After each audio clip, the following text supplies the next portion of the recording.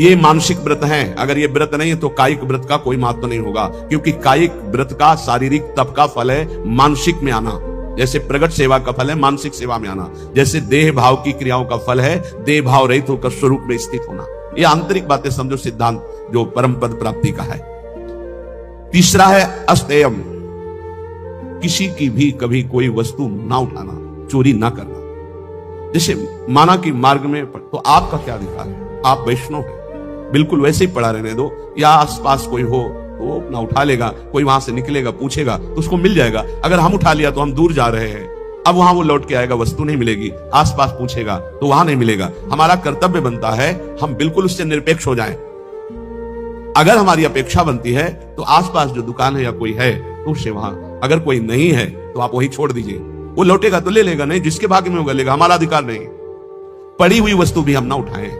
फिर दूसरे की चोरी करना तो कोई नहीं सकता, चोरी कैसे कर सकता है वैष्णव होकर। अस्तेयम, ए बिल्कुल पकड़ लीजिए, अगर भगवत प्राप्ति करनी है तो कूटू और सिंघाड़ा के आटा से व्रत नहीं होता, ये व्रत होते हैं। ये कह रहे हैं मानसान न्याहुर व्रतानि हरितुष्टये, इन व्रतों से भगवान निश्चित प्रसन्न होकर आपको दर्शन दे देंगे। चौथा ब्रह्मचर्यम, ब्रह्मचर्य, ये बहुत सुंदर व्रत है, बहुत महिमाशाली व्रत है। बड़े भाग्यशाली हैं, बड़े कृपा पात्र हैं जो इस व्रत को धारण करते हैं। हम कह रहे हैं सम्यक रूप से ना धारण करो तो जैसे 15 दिन में एक बार एकादशी रहते हो, ऐसे गृहस्थी में भी व्रत धारण कर लो कि हम इतने दिनों तक ब्रह्मचर्य रहेंगे। फिर संयोग गृहस्थ धर्म के अनुसार भगवान को प्रणाम करके, देवी देवताओं को नमस्कार करके गृहस्थ धर्म की पूर्ति के लिए। अन्यथा अपने पास ऐसे 20 गृहस्थ हैं जिनकी संतानें हो गई और कसम पूर्वक ब्रह्मचर्य रह रहे हैं, हम उनको प्रणाम करते हैं। मतलब बिल्कुल कहीं 100 में 1% भी हमें अविश्वास नहीं उनके प्रति। 100 में ऐसा हो सकता है कि 90% हम कह सकते हैं, 10%, 1% भी नहीं, क्योंकि उनके आचरण और उनकी निष्ठा और उनका समर्पण बताता है और उनका चेहरा बताता है, उनके नेत्र बताते हैं वो ब्रह्मचर्य से हैं। बच्चे हो गए, समझ में आ गई बात कि अब हमारा उद्देश्य पूरा हुआ, गृहस्थ का परमार्थ का पूरा करते हैं और नियम पूर्वक 20 परिवार ऐसे हैं, बहुत सुंदर ढंग से चल रहे हैं। बड़ा मुश्किल होता है इस धर्म का पालन, ये जो मानसिक व्रत है बहुत मुश्किल, और इन्हीं से भगवत प्राप्ति होती है। ब्रह्मचर्य, इसमें महत्व बुद्धि रखने से रहा जा सकता है। ब्रह्मचर्य का महत्व, वीर शक्ति का महत्व जिसके हृदय में जागृत हो गया, चाहे स्त्री शरीर हो चाहे पुरुष शरीर हो, भगवत प्राप्ति के महत्व का प्रकाश इसी ब्रह्मचर्य से होता है। सच्ची मानना, ये जो आपका मन निरुत्साहित हो जाना, शरीर में पीड़ाएं होना, समय से दिनचर्या ना होना, प्रमाद स्थितियों का बढ़ना, कई जगह अंगों में पीड़ाएं होना, ये कई त्रुटियां होती हैं, इससे जो ये परेशानी आती है। अगर ब्रह्मचर्य है तो आप जैसे अग्निमय भूमि पे चलना हो तो कैसे चलेंगे, ऐसी उसकी चाल होने लगती है। इतनी तीव्रता, इतनी उज्ज्वलता, इतनी उसमें चेतना शक्ति जागृत होती है कि हर काम में उत्साह, रात दिन मेहनत करने पर भी कभी थकान नहीं, नींद ना लेने पर भी प्रमाद आलस्य नहीं।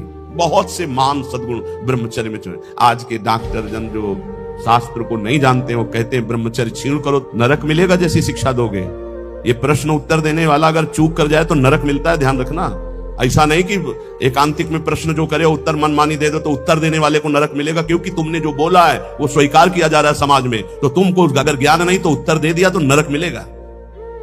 ये बिना शास्त्र सम्मत उत्तर देने वाले, इनकी नारकी गतियां होती है। अब आपने शारीरिक संविधान का ज्ञान प्राप्त किया है तो आप भागवतिक संविधान को मानने की चेष्टा करें, आप भागवतिक संविधान का खंडन न करें। आप केवल शरीर के अंगों का ज्ञान प्राप्त किया है कि कौन सा अंग कैसे क्या चलता है, लेकिन ब्रह्मचर्य पर बोलने की सामर्थ्य तुम्हारी नहीं।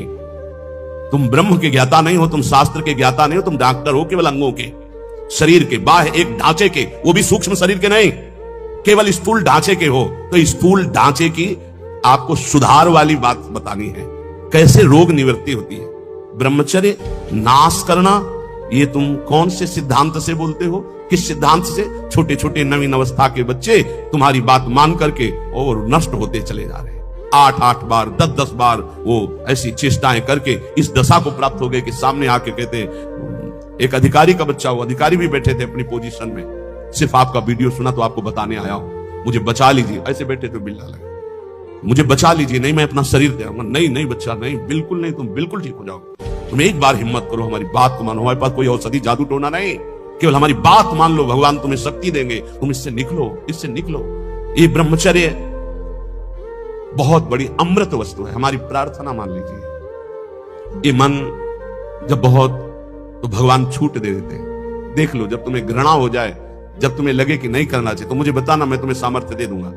आपको सामर्थ्य मिलेगी। आप जिस दिन से सोच लेंगे कि वास्तविक मुझे अब अपने जीवनी शक्ति की रक्षा करके भगवत प्राप्ति में ये हमें व्रत रखना है, ब्रह्मचर्य व्रत, अलग अलग ब्रह्मचर्य व्रत है। गृहस्थ में शास्त्र सम्मत एक पत्नी व्रत और संतानोत्पत्ति के लिए ऐसा संविधान किया गया है। अगर आप उसके विपरीत चलते हैं तो फिर आप व्यभिचार प्रवृत्ति में हैं। परमार्थ में चलने के लिए पूरा अधिकार गृहस्थ का है। ऐसा ना सोचे कि गृहस्थी में होने के कारण मेरा मोक्ष नहीं हो सकता या भगवत प्राप्ति नहीं हो सकती या मैं ब्रह्मचारी नहीं कहा जा सकता। कहा जा सकता है।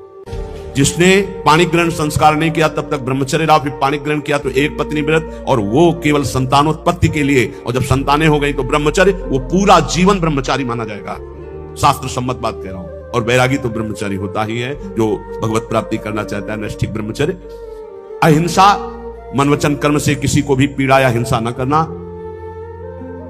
देखो, मच्छर का स्वभाव है वो खून पीता है, भगवान ने उसका स्वभाव बनाया है। हमारा कर्तव्य ऐसे करना नहीं है, हमारा कर्तव्य उसको निकाल देना है, उसको उड़ा देना है। अगर हमारे को बहुत परेशानी, तो मच्छरदानी की रचना भगवान ने कर दी है, आप मच्छरदानी लगा लीजिए, आप उससे बचने की व्यवस्था कर, उसको मारने का अधिकार नहीं। ये हम भागवत से बोल रहे हैं, श्रीमद् भागवत में जहां नरकों का वर्णन है, वहां इसका वर्णन है कि जैसे बिच्छू है, सर्प है, मच्छर है, डांस है, खटमल है, इनका रचना ही भगवान ने किया है और इनका स्वभाव ही है। वो ये नहीं जानते कि मैं खून पी रहा हूं तो इसको पीड़ा होगी, नहीं। उसका आहार, जैसे हम गाजर, मूली, ये सब वस्तुएं पाते हैं बड़े स्वाद से, मुझे नहीं पता कि ये जीव है। ठीक जीव वैसे ही वो है जैसे अन्य जीवों में है भगवत चैतन्य शक्ति। आप देखो, मूली है हरी भरी ऐसे, और उखाड़ लीजिए, थोड़ी देर में वो मुरझा जाएगी, अर्थात वो जीव गया जो मूली में था, वो गया। अब वो जीव ही जीव, आहार जीव बिना जीवे नहीं। तो हमारे लिए जो शास्त्र सम्मत है उसे हम बड़े आराम से पाते हो, मुझे पाप नहीं लगता। ऐसे ही जब मच्छर खून पीता है, उसको ये नहीं लगता कि मैं किसी का खून पी रहा हूं, उसको लगता है मैं अपना आहार ले रहा हूं। अब उस आहार लेने में हमको पीड़ा हो रही, इसलिए उसको हटा देते हैं, उसको उड़ा देते हैं, हो गया उसका तो काम एक ही में। उसको तो मारना अपराध हो जाएगा, ऐसे हुआ मर गया, स्वाभाविक वो बात अलग है। किसी भी जीव की हिंसा ना हो, ये भगवत प्राप्ति के लिए अत्यंत आवश्यक है। कुछ लोग बोले काल है सांप, नहीं भाई, अगर वो ठीक समय से काटने का समय है आपका, तो आप किसी भी खंड में कहीं भी हो, उसी समय वो वहां प्रवेश करेगा और आपको काट लेगा। और नहीं काटेगा तो हम सेनपुर में रहे हैं, जो शाम टाइम जैसे लोग भ्रमण के लिए निकलते हैं ना, ऐसे सहस्त्रों सर्प, शास्त्रों में 1000 होते हैं, कोबरा, पानी वाला, कैसे पैथन, मोटे मोटे जो अजगर टाइप, कितने सांप, कोई केली कर रहा है, कोई फुसकार रहा है, कोई टहल रहा है, इतना भारी जंगल, जिधर जाओ उधर सांप ही सांप। पद्मासन लगाए बैठे, बगल से उठा, पूरी हिम्मत से बैठे हुए कि अगर इसको काटने का समय है तो काटेगा, नहीं काटना तो बिल्कुल नहीं काटेगा, ये निश्चिंत। और सामने से निकल के खड़ा हुआ, अंदर से एकदम भगवदाकार प्रभु है, और नीचे क्या चला गया। ऐसा दृढ़ विश्वास था। और बीछी तो ऐसे थी जैसे काले चीटी चीटा घूमते हैं। यहां जब कभी कोई सैनपुर का आवे, तिवारीपुर गंगा के किनारे, तो पूछ लेना, वहां दोपहर के समय भले कोई गंगा नहाने चला जाए, नहीं वहां दिन में सुबह और शाम तो कोई जाता नहीं था, रात्रि में तो केवल 2 लोग रहते थे, एक सिद्ध पंजीरी बाबा और एक अपने वहां, तीसरा कोई। दोपहर के समय वहां भले कोई आ जाए, सुबह शाम वहां इन जीव जंतुओं की ऐसी बाहुल्यता, कभी भी ऐसे टच नहीं किया, कभी नहीं टच। और खूब ऐसे सांप, ये मत सोचो कि सांप दिखाई दिया मार डालो उसको, नहीं, यह अपराध है। आप उसका निवारण कर दीजिए, आपको डर लगता है निकाल। पूज्य श्री राधा बाबा गीता वाटिका में जहरीला सर्प निकला, बाबा ने कहा सुनो प्रभु, हम तो जान रहे हैं कि आप हैं, लेकिन और लोग नहीं जान रहे, अगर और लोग जान गए तो आपको परेशान करेंगे, हम रास्ता बना रहे हैं, आप यहां से निकल जाइए। ऐसे एक लकड़ी करके ऐसे ऐसे सांप बिल्कुल उसी रास्ते से चला गया। वो भगवत भाव से देख रहे तो सांप भगवान है। अभी 10-12 वर्ष पहले की बात है, छोटी कुटिया में थे, तो हितधाम में जिसमें स्वामी शरण जी की कुटिया थी, उसमें एक संत थे, वो 2 बजे रात्रि के उठ चुके थे। बाबा बाबा देखो कोबरा सांप आक्रमण कर रहा, हम तो अंदर थे, भाग आए, बिल्कुल हमका छेड़ना मत, अंदर गए। तो विशाल हाथ जोड़ा और कहा देखो आप जानते हो कि हम आपको कष्ट नहीं देंगे, हम ये बांस रख रहे हैं लंबा बांस, आप इसमें लिपट जाओ, हम आपको बाहर कर देंगे। अगर ऐसा नहीं और ये उपद्रव करेंगे तो आपकी हानि हो जाएगी या आप किसी की हानि करेंगे। बांस आप सत्य मानिए, बांस के प्रथम छोर पर ऐसे करके आराम से उठा के राधा राधा राधा राधा बाहर मदन टेन की तरफ पहुंचे। अरे सब में श्री भगवान है, आप ऐसा डरो मत, जिससे जब आपकी हानि होनी है वो हो जाएगा, उसको आप रोक नहीं सकते। जन्मेजय जी ने बहुत बड़ी व्यवस्था की थी परीक्षित जी को तक्षक सर्प काटने के लिए। जब सांप हुआ था तो 7वें दिन उन्होंने एक से एक तांत्रिक मंत्र वाले, एक से एक औषधियां और एक खंभ में महल की रचना करवाई गई थी। एक खंभ और पूरा महल, उसके ऊपर परीक्षित, कहीं भी किसी भी तरह से चींटी भी नहीं रेंग सकती खंबे पे, और मंत्रवेत्ता बैठे हुए हैं, वायु रूप में भी कोई नहीं जा सकता, ऐसे मंत्रों से बांध दिया गया था। लेकिन तक्षक ब्रह्म ऋषियों को कोई भी किसी तरह चेक नहीं किया जाता था। वो भेंट देने, आज परीक्षित जी का 7वां दिन है, शायद ऐसा हो जाए कि ऋषि का सांप तक्षक डसे तो उनको परीक्षित जी के पास, तो बड़े बड़े ब्रह्म ऋषियों को एक पुष्प में बहुत छोटा, एकदम जैसे पुष्प का पराग उससे भी छोटा रूप रख के तक्षक बैठ गया, फूल ले जा रहे, और स्वयं मंत्रवेत्ता ऋषि हैं और उन्हीं के हाथ में कोई मंत्र काम नहीं कर रहा, क्योंकि खुद मंत्र में जा रहे हैं। ऐसी जगह बैठा कि कोई चेक नहीं कर सकता, कोई मंत्र का प्रयोग नहीं हुआ, गए जय परीक्षित के हाथ में दे। परीक्षित जी ने जय ही प्रणाम मुद्रा में से किया, विशाल काय रूप धारण किया, भस्म किया, आकाश में अंतर ध्यान। भावी को कोई मेट सके ऐसी बात, जो होना है वो होगा, जो नहीं होना नहीं। तो हम किसी की हिंसा ना करें, हम सदैव सत्य स्वरूप प्रभु का नाम जप करें, सत्य भाषण करें, सत्य आचरण करें, चोरी किसी की ना करें, अस्ते चोरी ना करें, और ब्रह्मचर्य ये बहुत अमृतमय है, जहां तक हो सके भगवान की कृपा से इसको धारण करो। बहुत समाज की हानि इस ब्रह्मचर्य व्रत के ना रहने से हो रही, बहुत हानि हो रही।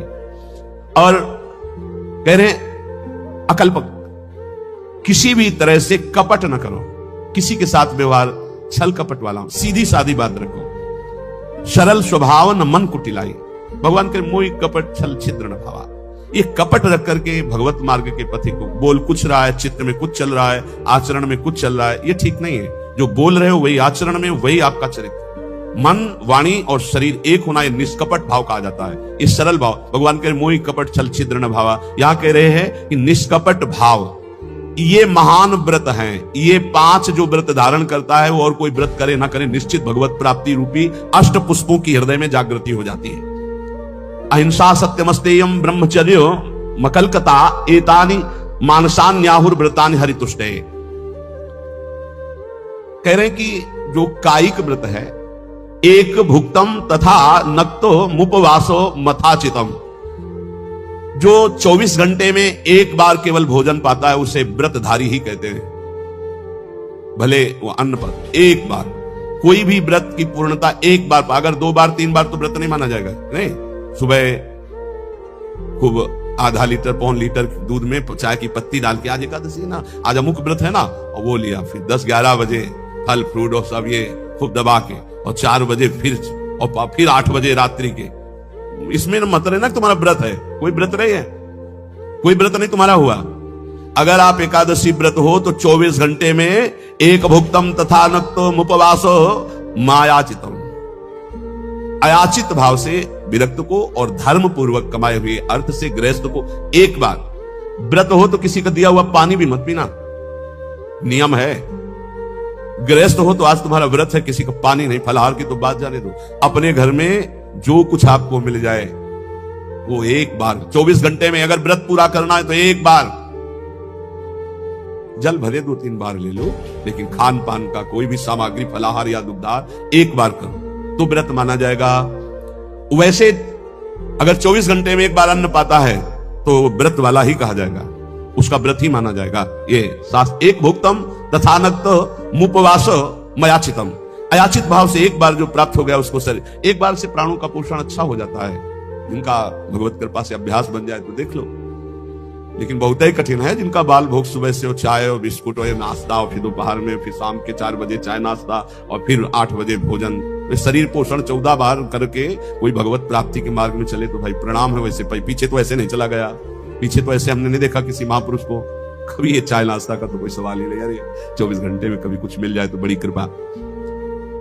एक भुक्तम, बहुत बढ़िया भजन होने लगेगा, देखो करके देखो। और जिसको कब्ज होने लगे तो आंवला मंगा लो, भोजन के साथ आंवला की गुठली जो टेली जो क्या जो भी नहीं, अभी तो शब्दों का वो अंसारी की दुकान में मिल जाता है, 4-5 ऐसे फुला लो, ऐसे रोटी के साथ ले लो। कभी हम तो कुछ मिलता ही नहीं था तो इससे वर्षों कटा है, सब्जी ही नहीं, वर्षों से रोटी मांग ली, उसी से पा लेते, कब्ज नहीं बनते। साधु को कब्ज पर ध्यान देना चाहिए, कब्ज होने पर फिर प्रमाद स्थितियां आती, भजन में बाधा पड़ती है। रात्रि में तो उपवास वाले को कुछ लेना ही नहीं चाहिए। संध्या काल में, मतलब संध्या के पहले 4 बजे के लगभग एक बार ले ले, 24 घंटे रात दिन भजन, तब तो उपवास। इत्येवं कायिकम पुंसाम व्रतमुक्तम नरेश्वरम। एक बार अन्न का उपयोग कर ले या एक बार फलाहार का उपयोग, 24 घंटे में एक बार। बोले ये कायिक व्रत कहा गया, ऊपर मानसिक व्रत कहा गया। अगर कायिक और मानसिक व्रत किया जाए तो ये पुष्प प्राप्त हो जाते हैं। प्रथमम अहिंसा पुष्पम, इससे बिल्कुल प्रियालाल की सेवा बन जाती है और बहुत जल्दी प्रसन्न हो जाते हैं। अहिंसा पुष्पम, किसी को मन वचन से दुख न देना। द्वितीयम करणग्रहा, करण अंतःकरण और इंद्रियां, इनका जो आग्रह होता है विषयों की तरफ जाना, उनसे हटा करके प्रभु में स्थित करना। अंतःकरण इंद्रियों को प्रभु में स्थित कर लेना, यह दूसरा पुष्प है।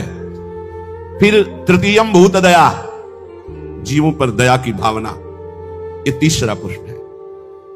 चैतन्य महाप्रभु ने श्री सनातन जी को उपदेश किया था, नामे रुचि, वैष्णव सेवा और जीवे दया। जीवे दया, नामे रुचि, वैष्णव सेवा का इससे बढ़कर और कोई उपदेश नहीं। 3 बातें। जब किसी को दुखी देखा जाए तो अपने चित्त में दुख आ जाना, कैसे इसकी दुख की निवृत्ति करूं, ये वैष्णव हृदय होता है, ये भक्त हृदय होता है। इससे भगवान बहुत प्रसन्न होते। दूसरे को दुखी देखकर द्रवित हो जाना, भले हम नहीं निवारण कर पा रहे, पर हमारे हृदय में पीड़ा है कि कैसे इसके दुख का निवारण हो। हे भगवान, मैं तो असमर्थ हूं, इस पर सेवा नहीं कर सकता, अर्थ नहीं है, ऐसी व्यवस्था नहीं है, ऐसा भाव नहीं, पर मुझे लगता है मैं इसे सुख प्रदान करूं। इतनी भावना से ये पुष्प भगवान के पास गया और आपके ऊपर भगवान प्रसन्न हुए। जीवे दया तृतीयकम पुष्पम, तीसरा पुष्प है समस्त जीव पर दया। चतुर्थम क्षांतिरेव च, चौथा पुष्प है शांति। शांति की व्याख्या की है, जो हमको गाली दे, अपमान करे, तिरस्कार करे, उसमें शांत रहना, बिल्कुल कुछ ना बोलना, इसे शांति कहते हैं। और शांति कहते हैं उसमें उसके मंगल की भावना करने लगना। करत जे अनुसहन निंदक तीनों पे अनुग्रह की, हे भगवान इनका मंगल हो, इनको ज्ञान नहीं इसलिए निंदा कर रहे हैं, अपमान कर रहे हैं, तिरस्कार कर रहे हैं। हे नाथ, इनकी बुद्धि शुद्ध हो, ये स्वस्थ रहे, इनको कभी कोई शारीरिक, मानसिक या वाचिक दंड ना पहुंचे, नाथ इन पर कृपा करो। ये हृदय में ये पुष्प, शांति रूपी पुष्प, ये भगवान को प्रसन्न कर लेता है। समस्तु पंचमम पुष्पम, शम कहते हैं इंद्रियों का उनके विषयों से विलग करके, जो शब्द स्पर्श रूप रस गंध में इंद्रियां लगी हुई, उनको अलग करके भागवतिक शब्द स्पर्श रूप रस गंध में लगाना, इसे सम कहते हैं। और समस्त पंचमम पुष्पम, सम के अंदर दम भी आ जाता है।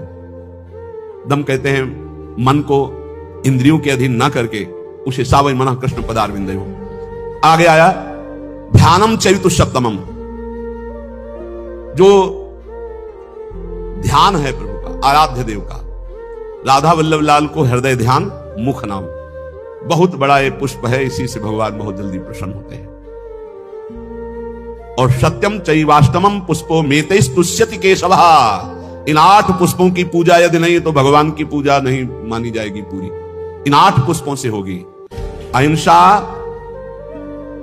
और अंतःकरण का वशीभूत होना, अर्थात अंतःकरण के अधीन ना होकर उसे अपने अधीन करके भगवदाकार करना। जीवों पर दया करना। शांति, जो आपका अपमान करे उनका मंगल मनाना। शम, इंद्रियों को निर्विषय करके भगवदाकार करना। दम, मन को इंद्रियों की अधीनता से हटाकर प्रभु के चरणों के चिंतन में लगाना। ध्यान, अपने आराध्य देव के रूप का ध्यान करना। और 8वां सत्य, सत्य वचन बोलना, सत्य में स्थित रहना, सदाचरण करना, सत्संग करना, सद्भाव रखना। ये 8 पुष्प हैं। एतैरेवाष्टमी पुष्पैस्तुष्यते चार्चितो हरि, पुष्पांतराणि संतेव बाह्यनानि प्रसत्तम। यहां कह रहे इन पुष्पों द्वारा भगवान श्री कृष्ण को संतुष्ट किया जा सकता है, अन्यथा अन्य पुष्प जो बाहर, उनसे भगवान उतना प्रसन्न नहीं होंगे जितना इन 8 पुष्पों से होंगे। इसलिए भक्त को, प्रेमी को ये 8 पुष्पों द्वारा अपने आराध्य देव की पूजा करनी चाहिए। ये 5 महान व्रत बताए, अहिंसा, सत्यमास्तेय, ब्रह्मचर्य, मकलकता, अर्थात मन वचन कर्म से किसी को कष्ट ना देना, सत्य बोलना, सत्याचरण करना, कभी किसी की चोरी ना करना, ब्रह्मचर्य से रहना, निष्कपट भाव रखना, ये है 5 व्रत। मानसिक शारीरिक व्रत में जो भी व्रत रहे 24 घंटे में एक बार केवल लें, रात्रि में बिल्कुल नहीं। अगर और कोई व्रत नहीं रहते तो एक बार अन्न लेने वाला भी 24 घंटे में वो व्रताधारी ही कहा जाता है। 8 पुष्पों के द्वारा अपने आराध्य देव की आराधना करें। गृहस्थ में उतना ही अपना अधिकार माने। बोले यावत् ध्रियते जठरम तावत् स्वस्त्वम ही देहिनाम अधिकम यो भी मन्येत सस्तेनो दंडमर्हति। जो गृहस्थ में होकर ये अभिमान करता है कि मेरी इतनी संपत्ति, मेरा इतना बैंक बैलेंस, मेरा मेरा मेरा इतना, वो दुर्गति को प्राप्त होता है। सब कुछ प्रभु का दिया हुआ है, बिल्कुल सरल भाव से समझ। नाथ सकल संपदा तुम्हारी, मैं सेवक समेत सुतनारी। और जितना प्रसाद उदर में गया और जितने में शयन किया उतना ही। ये सब प्रभु की वस्तु है। जब जहां जैसे प्रभु चाहे वैसा प्रयोग करे। मैं तो सेवक हूं। यदि ऐसा नहीं मानता और अपने को मालिक समझता है तो बोले वो दंड का अधिकारी हो जाएगा, माया फंसाकर उसकी दुर्गति कर देगी। क्रमिविद भस्म निष्ठांतम क्वेदम तुच्छम कलेवरम क्वा तदीरतिर्भार्याम क्वायमात्मा नभश्छदिहि सिद्धैर्यज्ञावशिष्टार्यै कल्पयेद् वृत्तिमात्मनः शेषेस्त्वं त्यजन् प्राज्ञः पदवीं महतां यात्। जो ये समझता है कि शरीर अंत में इसकी 3 ही गति होती है, या जला दिया गया तो राख बन गया, गाड़ दिया गया तो कीड़ा दिखा करके, अगर जल में फेंक दिया गया तो जल जंतु खाकर, इसकी यही गति है। या जमीन में दबा दिया गया, आग में जला दिया गया, बाहर फेंक दिया गया। इस शरीर को तुच्छ समझे। क्रमि विड भस्म निष्ठांतम क्वेदम तुच्छ कलेवर, ये बहुत तुच्छ कलेवर है। इस शरीर में आसक्ति करके चाहे गृहस्थ हो चाहे विरक्त, दुर्गति को ही प्राप्त होता है। फिर इस शरीर के संबंधी स्त्री पुत्र परिवार आदि, ये तो अपनी अंतरात्मा को भ्रम में डालने वाला बहुत बड़ा जाल है। एक वैसे ही जड़ चेतन की ग्रंथि, ऊपर से और ये ममता की ग्रंथि। गृहस्थ को चाहिए कि प्रारब्धवशात जो भी आपको प्राप्त हुआ है धन संपत्ति आदि, वो प्रभु का है ऐसा माने। तो दियमस्तु गोविंदम तुभ्यमेव समर्पये, और प्रसाद से अपना जीवन निर्वाह करे, उसे यज्ञ अवशिष्ट कहते हैं, भगवान को अर्पित करके। जो बुद्धिमान पुरुष शरीर पर अभिमान नहीं करता, वस्तुओं की प्रभु की मानता है और नाम जप करता है, तो इस शरीर को त्याग कर वो संतों के पद को प्राप्त होता है।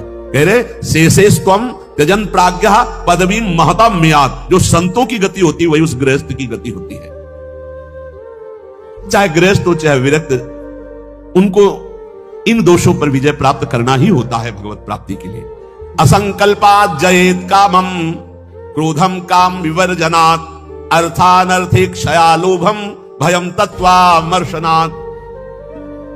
काम पर यदि विजय प्राप्त करना है तो उपाय बता रहे हैं। असंकल्पात् जयेत् कामम, काम का भोग का संकल्प न बनने पावे, बस तो आप बचा ले जाओगे अपने आप को। यदि मैं भोगूंगा ऐसा संकल्प बन गया तो आप नष्ट हो जाओगे। प्रायः काम की चतुरता कोई नहीं जान पा रहा है। बहुत ये अंदर का चिंतन किया हुआ विषय आपको परोस रहे हैं, अगर आप पा पाओ। काम मन में अहम में जो ही आया तो पहले ये हमको लपेटता है। हम समझते हैं मुझे देखना है, मुझे छूना है, मुझे भोगना है। जहां ये आया बस आपका काम खत्म, अब वो अपना काम करवा लेगा।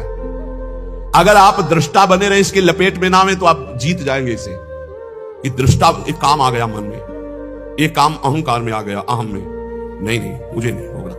ए काम तू वहां है, मेरे पे नहीं है, मैं तुझे देख रहा हूं, तू मेरे को नहीं देख सकता, मेरे को स्पर्श नहीं। हम भूल करके उसके लपेट में आ जाते हैं, तभी हम कामी कहलाए, तभी हम परास्त हो जाते हैं। असंकल्पात् जयेत् कामम, संकल्प ही मत बनने दीजिए। कब संकल्प बनता है? ध्यायते वो विषयान पुंसा संगास्तेषु उपजायते। जब हम विषयों का चिंतन करते हैं, देखा सुना बोला बातचीत की, उसका चिंतन बना, तो ध्यायतो विषयान पुंसा संगास्तेषु उपजायते। अब उस भोग करने की संकल्प वृत्ति जागृत हो रही है। कब? जब उसका चिंतन किया, उसको देखा, उसका सुना, उसका मन। इतना समय क्यों दिया? ये गलती क्यों की? असंकल्पात् जयेत् कामम, तुमने समय दिया, संकल्प बना दिया, अब तो तुम्हें भ्रष्ट होना ही पड़ेगा। अब तुम्हारे पास रह नहीं गया कुछ बचाने के लिए, ले जाएगा, नष्ट कर देगा, तुम तन्मय हो गए। काम से बचने का उपाय बता रहे हैं, ध्यान ना होने पावे, संकल्प ना बनने पावे। ध्यायतो विषयान पुंसात् संगास्तेषु उपजायते संगात् संजायते कामा कामात् क्रोधो भी जायते। क्रम है, क्रोधात् भवति सम्मोहा, सम्मोहा स्मृति विभ्रमः, स्मृति भ्रंशात् बुद्धिनाशो। बुद्धि, ये श्लोक पढ़ने में देर लगा है, उसको ये सब करने में देर नहीं लगती। असंकल्प के द्वारा, मतलब संकल्प त्याग के द्वारा, भोग का संकल्प ही ना होने पावे तो आप काम विजयी हो सकते हैं। इसीलिए कहते हैं राधा राधा राधा राधा। जब आपके अंदर वो चक्रव्यूह रचना रच रहा हो काम के चिंतन की, उसी समय तोड़ो राधा राधा राधा राधा। वो कहेगा चुप रहो, नाम मत जप करो, मेरी बात सुनो। आप सुनना नहीं, मैं देख रहा हूं कि तू काम है, मेरे में नहीं है, तू मन में है, अंतःकरण पे है, अब मैं तेरे को देख लूंगा। खत्म हो जाएगा। बहुत डरपोक है सब। यदि नाम चल रहा है और आप अपने को दृष्टा माने, आप में कभी काम था ही नहीं, आप में कभी काम है ही नहीं, आपको कभी काम परास्त नहीं कर सकता, क्योंकि आप भगवान के अंश हैं। ये मायावी आप पर प्रहार नहीं, आप अपने स्थान से चूक गए और आपने जे भी ये स्वीकार किया शरीर भाव से कि मैं पुरुष, मैं भोक्ता, अब मारेंगे आपको। यही गलती हमें फंसा रही है। क्रोधो काम विवर्जनात्। क्रोध कब आता है? जब हमारी इच्छा के विरुद्ध कोई कार्य करता है, तब क्रोध आता है। हम चाहते हैं कि आप शांत बैठिए, आप अशांत होकर के बोलने लगेंगे, हमें गुस्सा आ जाएगा। हम चाहते हैं धर्म से चलिए, आप अधर्म से चलेंगे, क्रोध आ जाएगा। हम जो चाहते हैं उसके विपरीत जब होता है तब क्रोध होता है। तो ये जो हम चाहते हैं, भले हम धर्म चाहते हैं, शांति चाहते हैं, मंगल चाहते हैं, तो ऐसी चाहत संभाल के कि बाहर अशांति, अंदर अशांति प्रवेश न कर पावे। अगर बाहर कोई अशांत हो रहा है तो जोई जोई प्यारो करे, सोई मोई भावे।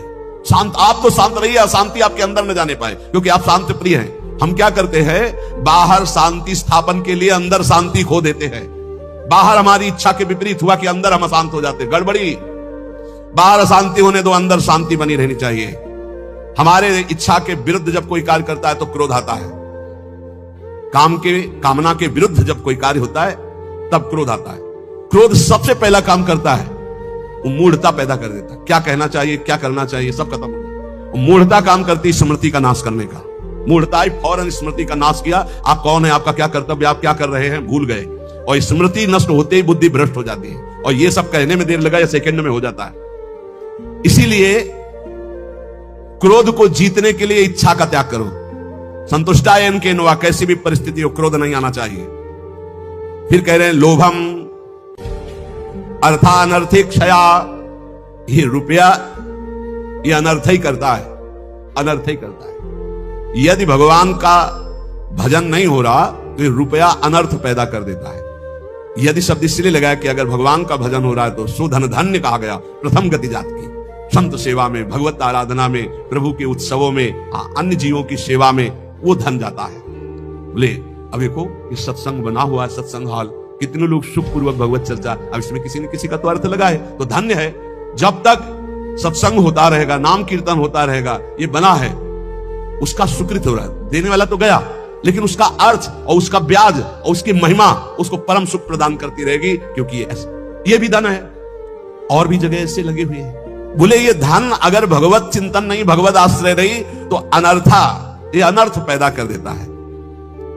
एक मार्ग में जा रहे थे तो स्वर्ण और जवाहरात आदि की असरफियों से भरी हुई एक थैली पड़ी थी, किसी की गिर गई। संत जा रहे थे, उनके शिष्य उठा ले, बोले चुप, छूना मत, मृत्यु है, मार देगी, डाइन है, खा जाएगी ये संपत्ति।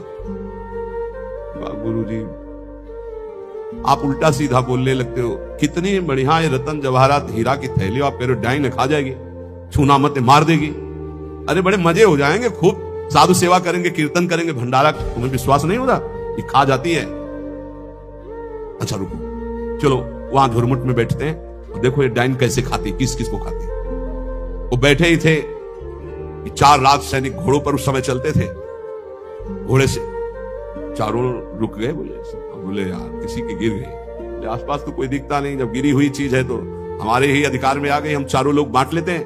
बोले हाँ बांट लेते हैं, चलो एक पेड़ के नीचे बैठते हैं। बैठे, भूख बहुत लगी, अब इतनी संपत्ति मिली तो बढ़िया ठंडा जल लाओ और भोजन लाओ, चारों लोग पाया जाए, फिर इसे 4 हिस्सों में बांट के, फिर हमारी तो ड्यूटी चल रही। 2 गए लेने बाजार से भोजन सामग्री, उसी अर्थ से। उन गए, बहुत कीमती कीमती रत्न है। बोले इरादा क्या है? बोले हम दोनों यही पा लेते हैं, कह देंगे कि हम तो पाले थे और जहर मिला देते हैं, उनको ले जाते हैं, विश्वास है पालेंगे, दोनों मर जाएंगे, 2 हिस्से में बांट लेंगे, 4 हिस्सा क्यों लगेगा? तो बढ़िया बात है। दोनों ने पाया, उनके वाले में अलग से जहर मिलाकर उनको, और इधर इन दोनों ने आए, वो दो गए हैं, लौट के आए, धीरे से सीधे शूट कर देते हैं। जब राज दरबार में पूछा जाएगा तो कह देंगे कि दुश्मनों ने शूट कर दिया, और दो हिस्से में बांट लेते हैं। बोले बहुत बढ़िया, ऐसा ही करते हैं। बोले देखते ही दूर से ही गोली मार देना, नजदीक ना आने पाए, क्योंकि जब ये साबित करना है कि दुश्मनों ने मारा है तो दूर से ही मार देना। इधर दोनों ने प्लान बनाया उनको गोली से शूट कर दिया, उधर प्लान बनाया उनको जहर से मार। अब वो जो ही नजदीक, दोनों ने शूट। इसके बाद नजदीक गए, उनका यार खान पान की सामग्री तो है ही, अच्छे से खाया पिया जाए, दो हिस्से किए जाए। दोनों ने बैठकर पेड़ के नीचे खाया, और ये ही जल पिया तो तीक्ष्ण जहर मिला था, दोनों मर गए, चारों मर गए। गुरुजी निकले, बोले देखा डाइट खा गई, जेव कते संपत्ति पड़ी खा गई, चार को मार डाले, भाग यहां से, इसको मत छूना, कितनों को मार देगी। अर्थ अनर्थे क्षया, भगवान से विमुख होकर जो अर्थ कमाया जाता है वो अनर्थ पैदा कर देता है। इसलिए लोभ पर विजय प्राप्त करो, लोभ करो प्रभु के नाम का, प्रभु के चिंतन का। और भयम तत्वावमर्शनात्, भय मत करो, डरो मत, सब में वही प्रभु विराजमान है। तत्व सब जगह वही, तत्व श्री कृष्ण, सच्ची मानिए सब में वही है, डरने की कोई जरूरत नहीं। शरीर एक बार छूटेगा, इसका नाम मृत्यु लोक है, सबको मरना पड़ेगा एक बार, तैयारी कर लो मरने की। मरना सब तो बहुत ही कड़वा लगता है। एकांत में सोचो कि मुझे मरना है तो कैसा लगेगा। एक बार तो हाई बीपी तो हो ही जाएगा, नहीं हो जाए या लो हो जाएगा, दो में एक हो जाता है। बहुत सीरियस हो गए तो फिर मरना है, सबको लगता है ना डर। ईमानदारी से देखो, डर लगता है, डर लगता है। क्यों? क्योंकि शरीर प्यार हो गया, हमारे प्यार का विषय शरीर हो गया है, हमारे प्यार का विषय शरीर संबंध भोग हो गए। सच्ची मानिए डर का विषय यही है। जैसे बहुत अच्छा कपड़ा नया रेशम का भी दिया जाए, कहा जाए ये उतार दो, तो उतारने में आपको देर लगेगी, एक सेकंड में फेंक दोगे, क्योंकि उससे कई गुना महंगा और पवित्र वस्तु लाओ भाई हमसे। ऐसे ही आपको जब भगवत देह प्राप्त हो जाए, भाव दे, तो इस शरीर का त्याग ऐसे हो जाता है जैसे पुराने कपड़े का त्याग। अब इसी शरीर से आपको प्यार भगवत भाव तो आया ले, तो आपको भय लगेगा। भय मत करो, ये शरीर छूटेगा। इसीलिए हम रोज आपको एक बार याद जरूर दिलाते हैं सत्संग में कि मरोगे। यहां के सत्संग का एक बार संजीवनी बूटी ये चम्मच में जैसे पवाई जाती ना, तो हम तुम्हें वचन से श्रवणेंद्रिय में डालते हैं, मरोगे, सब मरोगे, एक दिन मरोगे। बोले सुबह सुबह रोज मरने की बात है बाबा जी करते हैं। जानते हो क्यों करते हैं? क्योंकि तुम्हें कभी नहीं मरना है। राम मरे तो मैं मरूं, नहीं तुम मरे मेरी बला है। और अविनाशी का बालका मरे न मारा जाए, बात समझ रहे हो? तुम कभी नहीं मरोगे, तुम अविनाशी हो, लेकिन तुम शीशा में नहीं देख पाओगे अपने आप को। शीशा वाला जो है देखने में आता है वो मरेगा, समझ पा रहे हो? मरना बहुत ही खतरनाक लगे, और मरना सत्य है यहां, और आपका मरना नहीं है, कभी नहीं मर सकते, तुम अमर हो। साधना से अमर नहीं हो, तुम अविनाशी के बच्चा हो, तुम अविनाशी हो, तुम्हारा कभी नाश नहीं हो सकता। जहां ये बात आती है तो कितना अच्छा लगता है। नहीं नहीं, ये बहुत बढ़िया है कि एक लिमिट समय दिया है, 60 वर्ष, 70 वर्ष, 80 वर्ष, 100 वर्ष, इसके बाद आपका पुराना शरीर हटेगा, नया शरीर प्राप्त होगा। और अगर बीच में सौदा पक्का कर लो, माल इकट्ठा कर लो, तो भाव देह की प्राप्ति हो जाएगी, भगवत देह की प्राप्ति हो जाएगी, जहां कभी ना बुढ़ापा है, ना रोग है, ना मृत्यु है, ना शोक है। खूब नाम रूपी धन कमा करके श्री जी के सहचरी भाव या ये जो जितने भगवत भाव, कोई एक भाव का देह प्राप्त कर लो, झंझट खत्म हो जाए मरने जीने से। देखो जैसे इस संसार में 4 लोगों से मित्रता करके और सब आनंद में जीवन व्यतीत करते हो, कैसा लगता है? ऐसा लगता है यहीं से जाना ना पड़े। देखो बाबा जी भी बन गए तो ऐसा कभी किसी को नहीं जानते थे, अब ऐसा लगता है जिनको हम जान गए यही सब बने रहे, इनके बीच में हम रहे, और ऐसे भोग लगता रहे, वैसे आरती होती रहे, वैसे नाच गाना गाते रहे, वैसे गाते रहे। मरने वाला चक्कर नहीं होना चाहिए, ऐसा लगता है ना। और अगर यही हम प्रगट में श्री जी के समीप हमारे प्रिया प्रीतम विराजमान है, और हम भाव देह में हैं, और वहां मरना नहीं है, वहां 56 भोग लगना है लेकिन शुगर नहीं होना है, खूब पकवान पाना है लेकिन लीवर नहीं खराब होना है, खूब अच्छे अच्छे पदार्थ पाने हैं लेकिन ब्लड प्रेशर हाई लो नहीं होना है। कल एक भक्त बड़े भोले थे, उन्होंने कहा पकवान का भोग तो हम इसलिए श्री जी के नहीं लगाते कि मुहासे हो जाएंगे और लालजू को फिर अच्छा नहीं लगेगा, इसलिए हम आंवला जरूर भोग लगाते श्री, हमें अच्छा लगा। चलो उनको मालूम नहीं है पर भाव तो अच्छा है ना। सच्चिदानंद विग्रहाय सांद्रानंद प्रेम मूर्ति, पर बहुत अच्छा लगा उसका भाव कि वो अपने भाव में तो डूब रहे हैं कि श्री जी को अगर मुहासे हो गए तो लाल जी को पसंद नहीं आएगा, ऐसा। ये सब पार्थिव शरीर में होते, चिदानंद में नहीं होते। आज तक निकुंज में कहीं शौचालय का वर्णन नहीं है, ले आया। क्यों? पदार्थ चिदानंद और देह चिदानंद। पाना ऐसे ही जैसे आप प्रगट में पा रहे हो वैसे ही पाना है। ओ शब्द बाहरी विकारात्मक शरीर नहीं। एक बार हिम्मत करो, यहां का राग जो है जैसे आपको लग रहा है ना, इसी के कारण आपको मरने से डर लग रहा है। ऐसे ही महान, इससे अनंत गुना प्रेम प्रियालाल से हो जाएगा, धाम से हो जाएगा। कैसी कैसी कुंज निकुंजे, और सखियां बहुत प्यार करने वाली है। ललिता जो, विशाखा जो, चंपक लता जो, चित्रा जो, तुंग विद्या, इंद्रलेखा, ये सब अनंत माताओं जैसा प्यार लिए आपका स्वागत करेंगी, आपको दुलार करेंगी। इनके बीच में रहना, प्रिया प्रीतम के साथ रहना, बड़ा आनंदमय जीवन। ये भक्ति रस का चरम अवस्था का महामाधुरी रस, बिल्कुल सच्ची कहते हैं। देखो अपने लोग तो कितने में आनंदित हो जाते हैं सांसारिक नाटक में। अपने तो चार लोग जो हमसे प्यार नहीं करते, उनसे हम प्यार करके जीना चाहते हैं, उनके बीच में रहना चाहते हैं। भले लड़का रोज पिटाई करे, लेकिन है तो मेरा लड़का।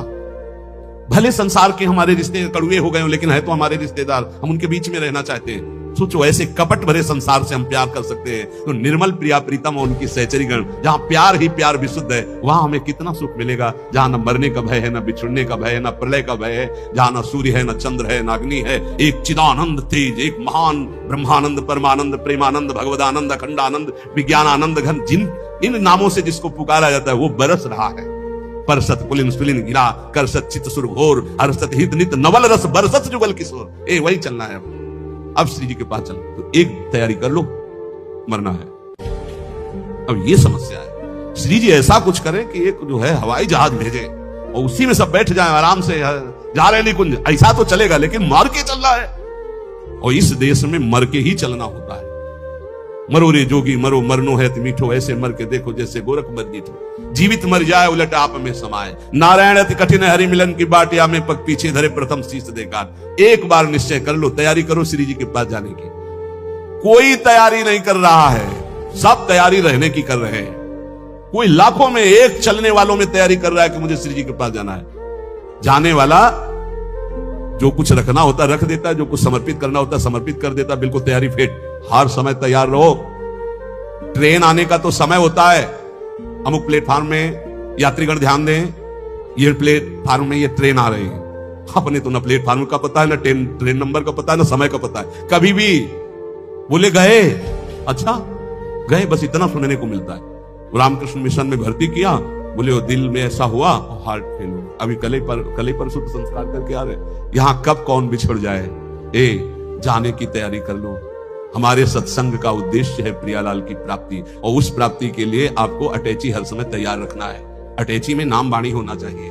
नाम रूपी धन, वाणी रूपी धन आपके भाव रूपी अटैची में तैयार है, तो आप पक्का समझो रिजर्वेशन है आपका। हमारी श्री जी के यहां से पालकी आती, विमान नहीं आता, ध्यान रखना। मधुर मधुर नौ किशोरी सखियां श्री जी की पालकी में बैठाल के ले जाती हैं उस नवीन सखी को। ये पूज्य पंडित गया प्रसाद जी ने देखा, जब भाई जी पालकी में बैठे हुए ब्रज में आ रहे थे, शरीर पूरा हुआ, तो देखा ये आकाश मार्ग से नवीन नौ सहचरियां, बीच में एक नवीन सहचरी जो पालकी में, जब गौर से देखा बाबा ने तो देखा ये तो भाई जी है और वृंदावन, यही तो आए सब महापुरुष। हम सबको श्री जी के पास जाना है, पर जाने की तैयारी कर लो। ये जो आज चर्चा अष्टपुष्पों की हुई, मानसिक व्रतों की हुई, यही तैयारी है। ये बाहरी दिखावा हमको किसी के लिए नहीं करना, हमें अपने प्यारी जो को प्रसन्न करना, हमें ये तैयारी करनी। और इस तैयारी में नाम वाणी ही काम देगा। जितना नाम रूपी धन है, ऐसे तैयार रहो जैसे आपको जाना, ये भी समेट लूं, ये भी समेट लूं, क्योंकि अब जाना है। ऐसे ही नाम जमा कर लूं, खूब वाणी जी का गायन जमा कर लूं, दूसरों को सुख पहुंचा दूं, जो हमारे पास सामग्री है सबका मंगल करने वाली, ये है तैयारी करना। दूसरों का छीन छीन कर बैंक बैलेंस करना, सुख भोगना, ये तैयारी करना है, या पुनः आने की व्यवस्था करना है। ये आना जाना मिटाना, ये केवल मानव जीवन से हो सकता है, अन्य जीवन से नहीं। इसलिए खूब नाम जप करो, और एक दिन कोई ऐसा ना जाने पाए जिस दिन तैयारी ना हो तुम्हारी। जो चलने के लिए तैयार रहता है उसको मृत्यु नहीं होती, महोत्सव होता है, और जो तैयार नहीं होता उसकी मृत्यु होती है। अपने को महोत्सव, अपनी तैयारी है। सोचो जब यहां से प्रिया जी की सखियां आएंगे वाले, तो जब हम वहां पहुंचेंगे तो ऐसे स्वागत करते हैं हमारे प्रियालाल, आओ, बहुत जन्मों से बिछुड़े थे, आए मिले। भगवान के शरण होने पर शरणागत भक्त में एक बात आती है कि अगर मेरा जीवन प्रभु के लायक सुंदर और शुद्ध नहीं बना, भक्तों की बात मेरे आचरणों में नहीं आई, मेरी वृत्तियां ठीक नहीं हुई, ये बात नहीं आनी चाहिए। ये बात नहीं आनी चाहिए, क्योंकि अब ना मेरी वृत्तियां हैं, न मेरी भावना है, न मेरी आसक्ति है। मेरी भावनाएं आपको समर्पित हैं, जैसी गंदी वृत्तियां हैं वैसे आपको समर्पित हैं, और जहां जहां आसक्ति है वो सब आपको समर्पित है। बहुत सरल भाव में शरणागति से समझ लो। समर्पित कर देना है। हम आपसे आसक्ति नहीं हटा पा रहे तो हम आप सहित आसक्ति को समर्पित करते हैं। नाथ आप देख लो, आप चाहो ये आसक्ति अपने चरणों में लगा लो या इस शरीरधारी में लगा रखो। प्रभु अब आप सर्व सामर्थ्यशाली हो, आप देख लो। शरणागत होकर मेरी वृत्तियां, मेरा भावना ऐसा मानना ही सबसे बड़ी हानि की बात है। अब मेरी वृत्तियां नहीं रहेंगी, आपको समर्पित है। जैसे ठाकुर जी के सेवा पात्र को आप यही कहते हैं कि श्री जी का सेवा पात्र है, ये श्री जी का चंवर है, ये श्री जी का मोरचल है, तो ये श्री जी का सेवा पात्र है। शरीर अब मेरा नहीं है। अब अंदर की वृत्तियां श्री जी को समर्पित हैं, हमारी भावनाएं श्री जी को समर्पित हैं। अब वो जो भावना देंगे, जैसे चलाएंगे, समर्पित है। मन बुद्धि इंद्रियां शरीर आदि में जो मेरापन है, इसी को तो समर्पित किया है। मान लीजिए आज से मेरा शरीर नहीं, ये श्री जी को समर्पित शरीर है। मेरी बुद्धि नहीं, अब ये श्री जी को समर्पित है। मेरा मन नहीं, ये श्री जी को समर्पित है। अब श्री जी को समर्पित मन बुद्धि शरीर श्री जी जाने इसका हिसाब किताब, हमारा बस नहीं है। और हमें भोगना तभी दंड पड़ता है जब हम इसके कर्ता होते हैं। जब हम श्री जी को समर्पित हैं, बहुत हिसाब किताब बिल्कुल बराबर रहेगा। कोई समझावे तो और कुछ समझना मत। शरणागत को किसी की बातें ज्यादा अन्य उपासना मार्ग वालों की नहीं सुनना चाहिए, नहीं तो उसमें फर्क पड़ जाता है। तो अगर हम जो शरणागत साधन को नहीं स्वीकार किए हुए हैं, साधन पक्ष को स्वीकार किए हुए हैं, उनसे जब बात करेंगे तो आपकी बात कट जाएगी, तो आपको संशय हो जाएगा अपनी शरणागति पर। इसलिए इष्ट मिले और मन मिले, मिले भजन रस रीति, तहां निसंग कोहे मिलिए, तासो कीजिए प्रीति। बहुत सुनने वाला भी आत्म तत्व को नहीं प्राप्त होता है। इसलिए अपने मार्ग की बात सुने।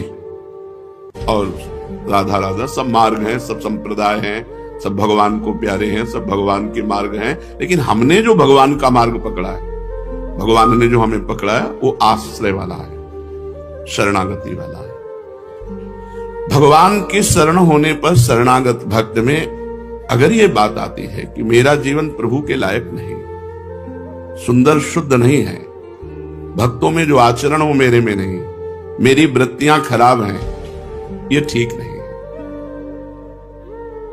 जैसे भी हम हैं प्रभु के हैं, प्रभु हमारे हैं, हम इन वृत्तियों इन सबको प्रभु को समर्पित कर दिया, ऐसा मानना दोष है शरणागति में। मन बुद्धि इंद्रियां शरीर आदि में जो मेरापन है, यही तो भगवान को समर्पित किया है। इसे मेरा मानना अब गलत है, अब मेरा नहीं है। क्योंकि जब मैं भगवान की शरण में हो गया तो सब कुछ उनके समर्पित कर दिया, बुद्धि आदि मेरे कहां रह गए। इस वास्ते शरणागत को मन चंचल है, मन नहीं लग रहा है, तो उस समय सोचना है मैं तो भगवान की शरण में हूं, अब ये मन भगवान को समर्पित है। अगर ये नहीं लग रहा तो भगवान जाने, अब ये मन भगवान को समर्पित है। बुद्धि ठीक नहीं है, हमें समझना मेरी बुद्धि खराब नहीं है, हमारी बुद्धि ठीक है। क्या कि मैं भगवान की शरण में हूं, ये बुद्धि तो भगवान को समर्पित है। बिल्कुल आराम वाला, शांति वाला और पक्का मार्ग है ये शरणागति का। अगर हमारी भावनाएं अशुद्ध हैं तो चिंता